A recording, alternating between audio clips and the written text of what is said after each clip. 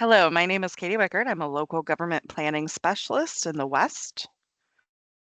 And my name is Rachel Resnick. I am also a local government planning specialist, but for the Central region. And this webinar is about the Municipal Assistance Program, also known as MAP. Next.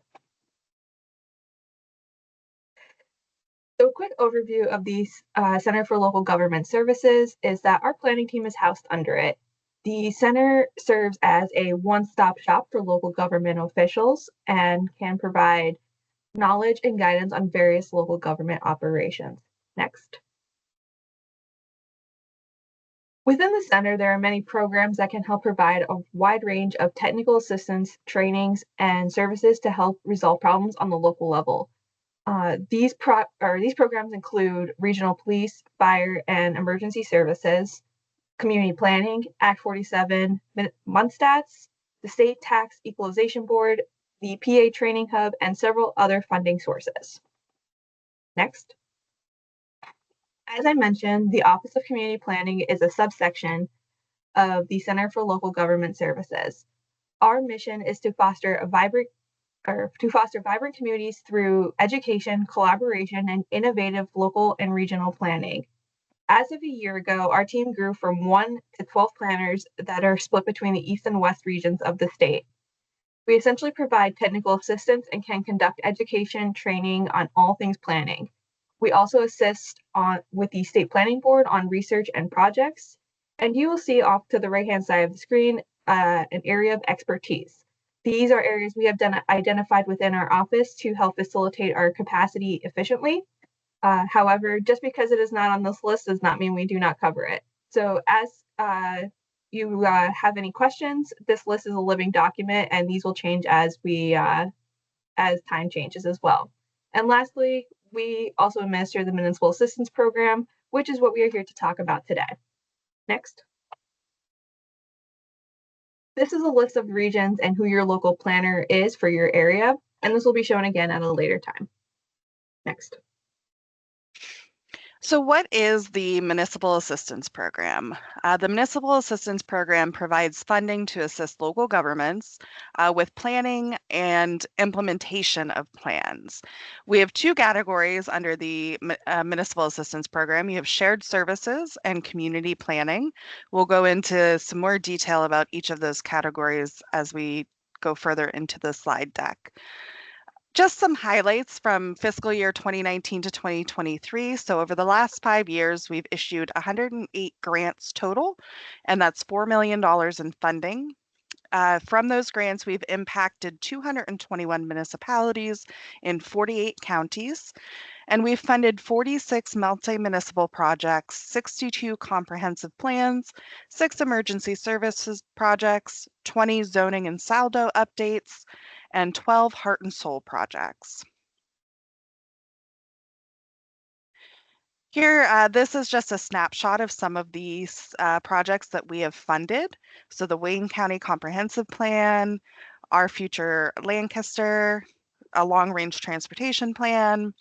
This is from the Cameron County Heart and Soul project, a multi-municipal comprehensive plan, Clarion County Economic Development Strategy, Wyoming County Heart and Soul, New Cumberland Borough, their downtown master plan, Chester Pike Corridor master plan, and then an Aspinwall and Sharpsburg Volunteer Fire Department merger. This is another multi-municipal comp plan around Allegheny County, streetscape plan, and then also the Bigler Township Regional Police Services, Washington County Comp Plan updates, and the Walnut Bottom Corridor Master Plan. So as you can see, there are a number of different planning opportunities that you can utilize the Municipal Assistance Program for. Another good snapshot of where our plans are located. This shows the plans funded over the last 5 years. You can see that there are some areas of the state that we have not gotten funds to. So if you're in one of those areas, we would love for you to reach out so that we could chat and try to see if there's an opportunity to fund planning projects and planning implementation projects in your area. Just touching briefly on the Heart and Soul project. Heart and Soul is a program through the Pennsylvania Humanities. It's part of the Orton Family Foundation. Currently, Heart and Soul is in its 10th year in the state of Pennsylvania, and over the last 10 years, there have been 16 communities that have participated and over 6,000 stories collected. Heart and Soul is a great opportunity to develop new leaders and volunteers in your community. It helps build trust between your residents and your officials.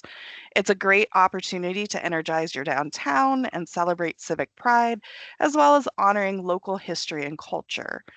Some of the communities that have participated in the program include Ambridge in Beaver County, Cameron County, Carbondale, Etna, and outside of Pittsburgh, the city of Meadville and Crawford County. Port Allegheny is a current Heart and Soul community. We've also had them in Williamsport and Upper Chichester. Heart and Soul will be doing another round of funding this year. So they are looking for applications to be submitted before September 1st. There'll be some kickoff programming in the spring and summer, some workshops and coaching sessions for communities who might be interested in the program.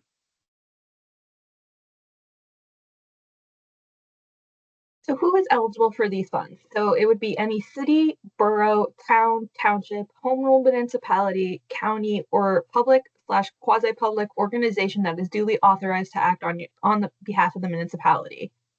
These public/quasi-public type of organizations include your municipal authorities, so your redevelopment authorities, your planning commissions, any community development/revitalization corporation, your council of governments, your RPO/MPO, Chamber of Commerce's, economic development organizations, and nonprofits are considered on a case-by-case basis. However, while most of the time nonprofits are not eligible, you can still serve as a very important partner to municipalities through support and even through other funding opportunities that they might not be eligible to access. Next. So eligible projects. There are two major types of eligible projects, which are shared services and community planning. For shared services, you need 2 or more participating municipalities. To cover some of the type of projects you'll see under shared services, these will include regionalization, consolidation, and shared services. Essentially, the funds here would you'd be eligible for startup or service expansion costs, and there must be an intergovernmental agreement in place. An example would be regionalization of your public safety, so fire, police, code enforcement, or public works. Shared vehicles and motorized equipment, when necessary for startup of new agreements, can happen. However, replacement of existing vehicles or equipment does not qualify. It would cover high impact projects. So these would be anything that provides a significant service or problem solving impact for a larger geographic population area. Shared services or shared capacity, this would be a shared position through an intergovernmental agreement for all partners that must have measurable objectives. It is very important to note we cannot fund current positions. This would be solely for the creation of a shared planner, shared code enforcement officer, fire chiefs for newly merged volunteer companies. And also for under shared services, it would be for the boundary changes. So this would cover the financial analysis, feasibility studies, and public outreach education that is needed to get the boundary change beginning. Then on the other hand, there is community planning, which can be done through a single or multiple municipalities, because planning and everything is not limited by borders. You have your development market, your social and cultural character, infrastructure networks, and environmental systems all across county or municipality borders. So for community plans, this is your most common one would be for comprehensive plans. We also cover a wide range of other type of plans like functional area, economic development plans, redevelopment plans, downtown neighborhood plans, corridor plans. Essentially, if you have a plan, you name it, there's a high probability we can fund it. We also will cover some plan implementation side things. This is mainly used for zoning, SALDOs, and official maps. However, it can also cover things like development of regulation and program tools under traditional neighborhood development, planned residential development, and transfer development rights. Um, we also will help fund transportation capital improvement plans and capital fee ordinances, implementing specific plan or tax revenue and fee sharing program, design guidelines, advisory guidelines, greater consideration, and there's a greater consideration if it is also in your comp plan. Um, we also, lastly, we do cover TRID studies. In the event that you are ever unsure if your project is eligible for MAP, please reach out to your regional planner and we can help direct you to the correct funding source. Next. So we touched briefly on emergency services in the last slide, so we're going to talk a little bit further about that right now. So eligible projects under emergency services within the Municipal Assistance Program would include the merger, consolidation, or regional feasibility studies. This is for emergency services such as police, fire, and ambulance. Cost analysis of emergency services. Many of our municipalities are obligated to provide them, and this can help a municipality determine what is the most cost-effective way to do so. Emergency services evaluation. So this would be looking to see how efficient your emergency services are and if there are gaps in your service. Also looking at emergency services management, is there a need for a better management system? Do you maybe need an assistant fire chief as well as a fire chief? And then also apparatus and equipment. We understand that apparatus and equipment can be quite costly, especially when you need to replace a larger scale piece, so they can help you with that as well. Our emergency services sector also offers technical assistance to, again, any sort of emergency service operation. They provide peer consultants from current and former police, fire, and EMS professionals. These folks are free and they will help you navigate whatever issues you are facing. If you are interested in learning more or have a project for consideration, please by all means reach out to our emergency services contacts. Their emails are there on the slide, and you can also find them through the DCED planning page.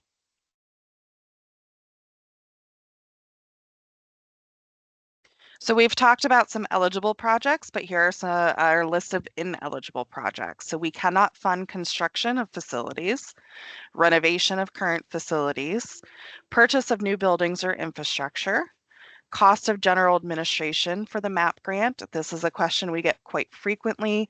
Unfortunately, the Municipal Assistance Program does not offer any sort of administration percentage. Costs of procuring lobbying services, and then paying fines or reparations resulting from lawsuits, citations, or regulatory actions, even if they do result from a planning or zoning issue. So for funding, the Municipal Assistance Program is a 50-50 match. The local cash match can come from general funds, other participating municipalities, which is required if it is a multi-municipal plan, and some partner organizations. Even some labor costs can be included. This is usually in the form of like college students, where such individuals could receive a compensation for their work. If you are using labor costs, timesheets, and hourly rates must be submitted. You can also use in-kind services. So these are donated products or services. The most common one we see is GIS services, county services. We do accept county funds as a match as well. Some might come through grants or just through in-kind services, like using their GIS service. A reduced match is reviewed. However, you must be able to prove a financial burden in your application. And then we do work with other state grants, but at least 25% of the total cost must be funded from a non-state source. So some common state grants we have matched with in the past were the C2P2 program, Keystone Communities, or Main Street Matters, some DEP funding, and PennDOT Multimodal. We do also work alongside the Strategic Management Planning Program, also known as STAMP. However, this is usually in the form of a multi-municipal plan, where it's like an example would be a city is covered by STAMP, and then 2 other adjoining municipalities were covered by MAP, or can also be used as a secondary source to STAMP, meaning prioritizing where our funds are going to go to better efficiently cover the projects. We will also try to best direct you to some other funding streams to help fund your project as much as possible. Next. So what do you need to apply? You're going to need a project description stating the why and the what, a budget, how much your total cost is going to be, and how much is going to be broken down between the Municipal Assistance Program and the local cost or any other form of in-kind services or funding that you might receive. A scope of work. This is specific to planning. So this is just going to tell us like what will the funds go towards and what your timeline is going to be. Resolutions. Resolutions must be included that state your local share commitment. Pretty much all partners involved will likely need a resolution. So for an example, if the county is applying on behalf of 3 municipalities, the county and the 3 municipalities will need a resolution. The counties would be more of a generic unless it is contributing funds. And then the municipalities would state the county is applying on their behalf and would also need to state their local share. We do have copies of resolutions for both municipalities and COGS to use that are available on our guidelines. So for planning purposes, a county support letter is needed to note that the plan will coordinate with the county plan, and then some optional, but highly encouraged things to include are support letters. These can come from county planning offices, your RPO, MPO, heritage areas, your local state representatives and senators, other municipalities that might be impacted, local nonprofits, redevelopment authorities, chamber of commerces, school districts, pretty much any stakeholder in your community. And then lastly, talk to us. While it's not required, it is very highly encouraged. Next. So we have some other tips to help you kind of succeed with your application. And this is not just limited to the Municipal Assistance Program, but certainly any kind of state funding you might go after. So first off, set up a call, meeting, or a site visit with your regional planner. We'll share the map again later in the slide deck, but you can also find it on our website. We always love to hear from communities, and we're always happy to come out and set up a visit and help you walk through your project. I can't say this enough, read the guidelines. Once you're done reading the guidelines, read them again. And then for good measure, read them a third time. A lot of times we have folks applying who haven't read the guidelines and they're asking for things we simply can't fund. And don't be afraid to get multiple professional proposals. There is no requirement through the Municipal Assistance Program to do a request for proposals, but we always encourage it because it helps you understand who's out there and what costs might be contributing to the total project. And write your narrative with the reviewer in mind. I'm fortunate to have visited many areas of the state, but I don't know the ins and outs of your community like you do. So keep that in mind when you're writing your narrative, making sure that I have all the pieces of the puzzle I need to make a good decision on your application. But also be clear, concise, and passionate, and forego the buzzwords. We hear them enough, we say them enough, we don't need to see them in your grant application. What we want to see is why you need the funding in a concise manner and that shows us you're passionate about this project and the community you're representing. And don't wait until the last minute. We'll talk a little bit about our timelines later on, but please think about it ahead of time. Don't be rushing to put an application in within the last week you have. As Rachel had said before, letters of support are great, but please make sure they're specific and they're not just form letters. If you submit 10 letters and they all say the same thing, it doesn't do a lot to support your application. And again, never assume we know the details about you or your project. We might be familiar on a surface level, but that doesn't mean we know the ins and outs of how your community operates, who the stakeholders might be, and who's really going to benefit at the end of the day. And last but not least, please avoid copy and paste. Don't copy and paste from another application, from another community's application. Really try to write it from your own perspective. So we're going to touch a little bit on ESA program. ESA stands for Electronic Single Application, and that is the program we use at the state for the municipal assistance application. So if you've done other state funding, you might be familiar with ESA. Many of our state funding programs run through this particular software. If you don't have a Keystone login, there are directions on how to do that on the website, but please make sure that one doesn't already exist for your municipality or organization. It's much easier to keep track of applications if they're all under one login. The other thing I will recommend is when you're working in ESA, please be mindful that if the screen is idle for more than 30 minutes, it will close. So a lot of times what we will say is draft your application outside of ESA in a Word or Google Doc, and then you can copy and paste from there into your application. And always try the application first before you seek professional service. Sometimes they're a lot easier than you expect, and you might not need to pay that extra fee to have a professional grant writer come in and do it for you. Some good things to remember before you get started in ESA is to have your cost estimates, quotes, and letters of support ready to go. Save them in a folder with your application documents. Have your local match commitment secured. We will ask you for a confirmation that you have that.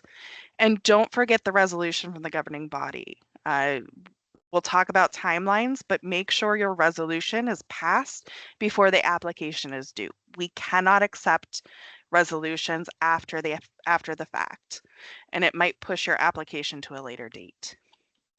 Other things you will need to do your application is your NAICS code. There is a search function to look that up. Also, you will need your UEI.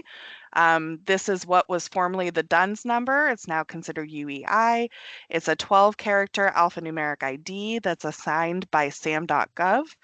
You can visit sam.gov to find your number or to register for one. And then your SAP, which is your state vendor code. There's also a lookup option for that. You will also need your EIN, which is your tax ID number. Other things to remember when you're doing your application. There is a walkthrough on our website.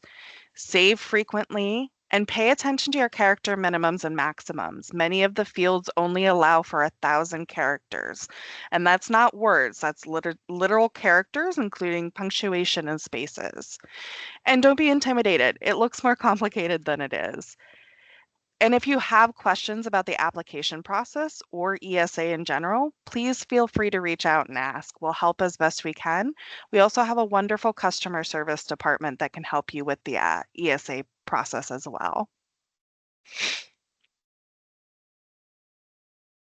So a typical timeline application, the ones that you'll see on the screen here are your most common ones, which include our approach is discuss the project with us, issue an RFP, select your consultant, pass resolution, submit your application. Your app will go through the application review, and then you'll hopefully receive your reward. While Katie mentioned RFPs are not required, they are highly encouraged. But in the event, consultants are not needed to be selected at the time of your application.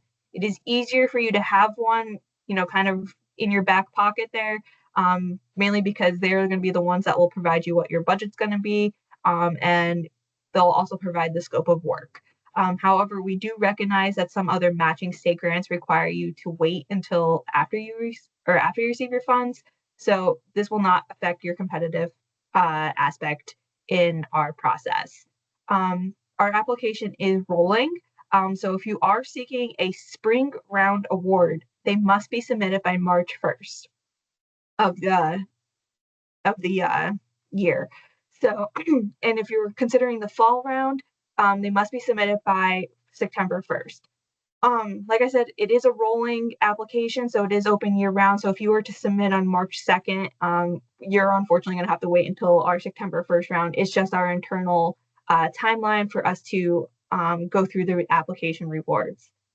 We do also have the opportunity to hold some projects over until the next round. So like I said, or as Katie has said, if you were to not have your application like in full there, like you're missing your resolution, it will be held off until the next round. You do not have to resubmit at that point. But in that kind of case, we will work with you and let you know where the status of your application is. Next, so you got rewarded. So in no particular order here, here are some things you can kind of expect. Pretty much the planning specialist will be there to assist you as much or as little as you need them to. We have gone to many meetings, public outreach, steering committee meetings. We're not afraid to be out in the field. One of the things you'll also have to do is form a steering committee, and these will vary from community to community, but essentially you really want to think about your local leaders, your nonprofit folks, your school district representation, except pretty much et cetera, as you are developing these committees. You will be required to submit invoicing. Our grant is a reimbursement. Typically, this is done 3 times, but it is not held up to stone there. You can request up to 1/3 of startup funds, and then the rest will be the reimbursement side of it. Progress reports are submitted when you are invoicing. This is nothing extremely formal, but we do have a template that we will send awardees to help you figure that out. And then one thing I have to emphasize is organization. If you do invoicing 3 times, you're going to have to submit all your paperwork with it. So all the invoicing you have received up until that point, proof of payments, and pretty much anything that requires that this project has been paid for. So this will help out in the end when it comes to our closeout process, because you're going to need everything from start to finish. And our MAP contracts are based off of the Commonwealth fiscal year. So you have a 3-year time frame to complete your project. So if in the example, you are rewarded in the spring of 2025, your contract start date would actually be July 1st, 2024, and then you would have until June 30th, 2027 to complete. And then this kind of goes into the effect for the fall round of 2025. If you are rewarded, your contract start date would be July 1st, 2025, and then you would have until June 30th of 2028 to complete. So this kind of means that a project can be started before you receive your MAP funds. As long as all the work falls into the contract period. But it is very important to note, by doing this, you are taking the risk you will not be selected for funding and will be stuck footing the full bill, which is why we typically recommend you wait to start until you receive the reward. Also, please note that projects that are nearly complete or completed already will likely not fare well competitively. And lastly, planning is a great chance for you to remember what is great about your community. It gives you an opportunity to come together and really think about ways to make it even better. So it's a great time to enjoy it. Next. So we talk about some of our state partners as far as being other potential funding streams, but they're great resources in and of themselves, particularly when you're working on such projects as comprehensive planning and strategic planning. So please feel free to check in with any of these agencies on the slide. Also, make sure that you're reaching out to folks like Penn State Extension. They have some great planning webinars and different resources to help you in the process. Your local colleges and universities. We talked earlier about using college students as kind of labor for your projects, but they're often trying to get students real world experience. So they're a great opportunity to find some help with your project that might be low cost or affordable for your community. Also, make sure you're involving your metropolitan and rural planning organizations, your MPOs and RPOs. That's their whole function, is to help with planning, particularly on the transportation side. Many of your MPOs and RPOs are also your local development districts, so they are a great resource as well. And engage with your municipal associations. We work very closely with the State Association of Township Supervisors, Association of Boroughs, the Municipal League. Your planning chapters, they have regional sections across the state. They're a great resource as well. Conservation landscapes, your conservation districts, really any of the folks that work in this world of planning and infrastructure and looking strategically. And most importantly, and it cannot be emphasized enough, your county planning agencies. Really, really reach out to those folks. They are there to help you from the beginning to the end. So we wanted to talk about a few case studies and examples of MAP funded projects. These are projects that have received funding from us to complete the work. So the first one is talking about the city of Sharon. This is located in Mercer County in Western Pennsylvania. They are a third-class city with a population of about 13,000, and really struggling with a post-industrial situation. So they received MAP funds to complete a 5-year downtown strategic plan. This is a requirement for them to seek a Main Street designation. And so the downtown strategy will be formulated through the Community Development Corporation in partnership with the city, the Planning Commission, and the Redevelopment Authority. This plan is coming in on the heels of a comprehensive plan update and a zoning update. And one of the things they really want to strive to do is identify and redevelop vacant properties downtown with viable businesses that they might be missing or that complement what's already there. Another piece that they're very interested in focusing on is wayfinding signage. They have some gateway signage, but they'd like to improve that. And then also making sure folks can find community assets throughout.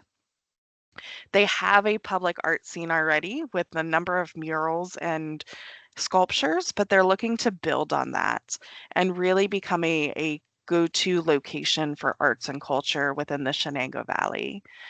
And part of that is also focusing on utilizing the river that runs through the city. So it's the Shenango River. It was River of the Year, I believe, in 2021. Um, and it is one of the very few locations to host a water fire festival in the country. So the city has site control of a large parcel along the river that is actually between the downtown and Penn State Shenango campus. And so this is what they're focusing on to become kind of that anchor location within the city and will be a strong piece of the downtown plan as they work on it. The other project that we actually recently closed is the Ambridge Borough Heart and Soul. So Ambridge Borough is in Beaver County. There's a larger borough, again, post-industrial community, and they began with the Heart and Soul program right as the pandemic was hitting in 2020. So it's been a little bit longer of a process, longer than our normal 3 years.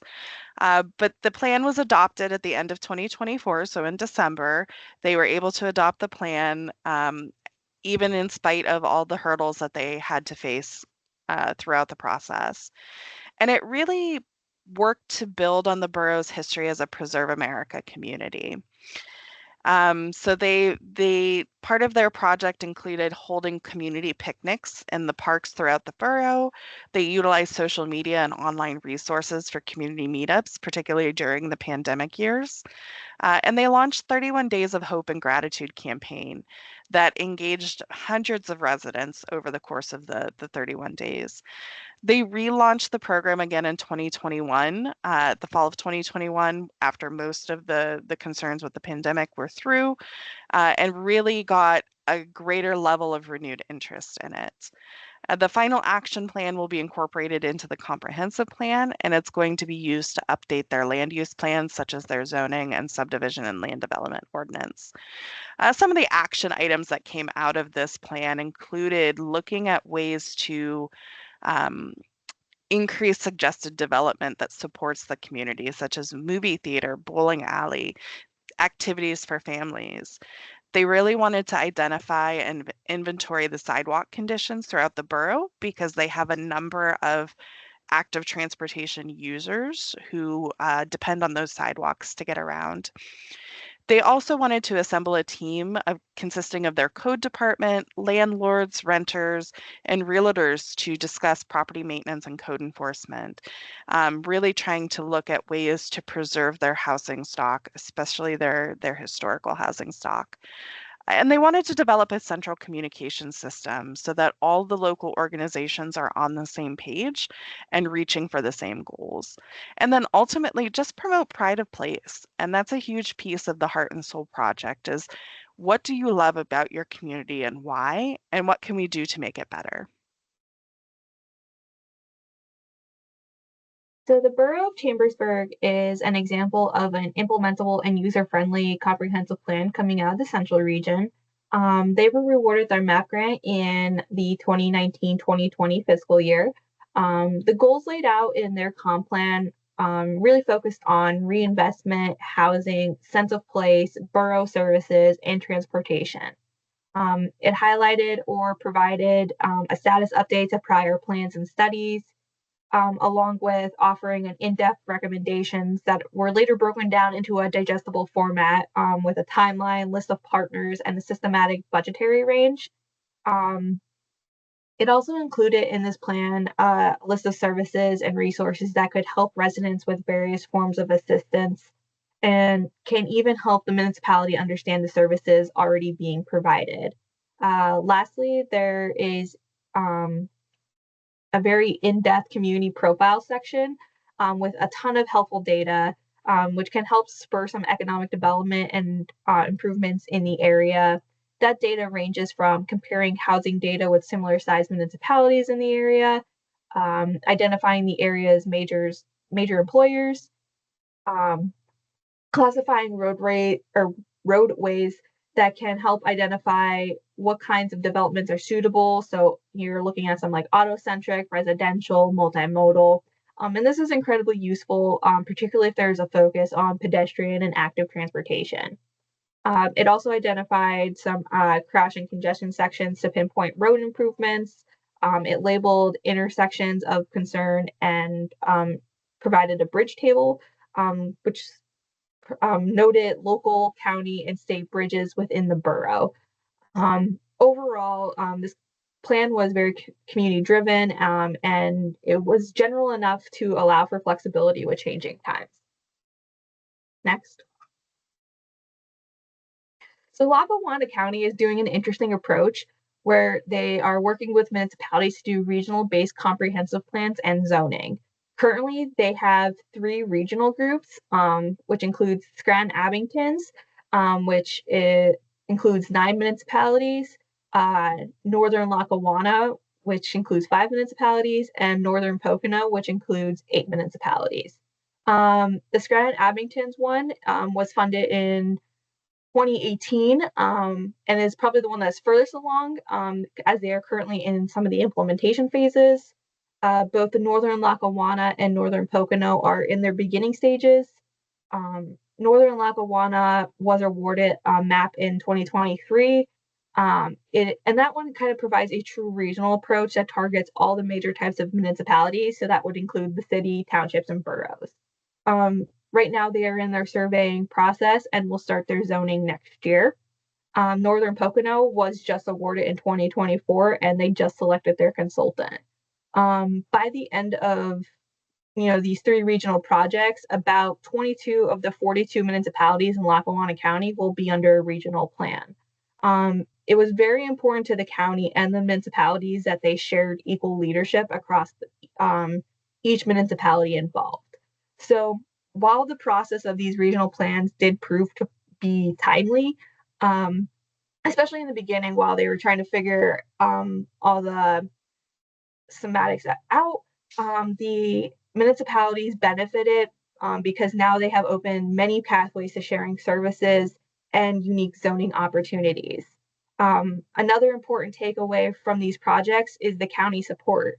While not all counties have the capacity to do this, counties still are a great source to help with planning. So in this case, Lackawanna County was able to provide grant administration services and funding assistance. Next. So this again is our Office of Community Planning map and our regional contacts. This is all on our website, and it'll give you direct links to our emails and phone numbers to get a hold of us. And if you get the wrong person, we'll make sure you get to the right one. So please, if you have a project you'd like to discuss or anything else, reach out. We're happy to take your call, take your email, and follow up accordingly. We thank you for your time today and for joining us for this Municipal Assistance Program webinar. If you have any questions, please reach out. And if not, have a great day, and enjoy planning.